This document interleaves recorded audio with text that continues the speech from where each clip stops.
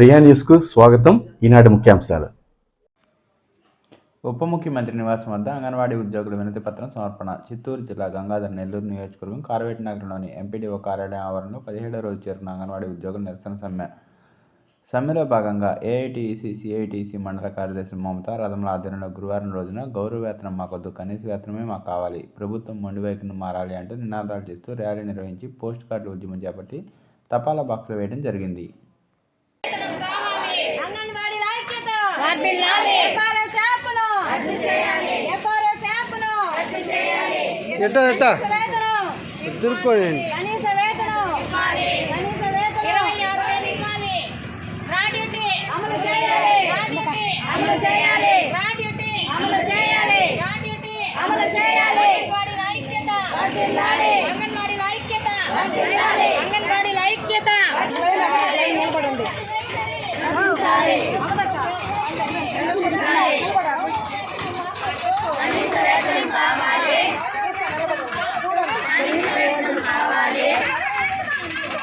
కనీస వేతనం కావాలి, రచించాలి.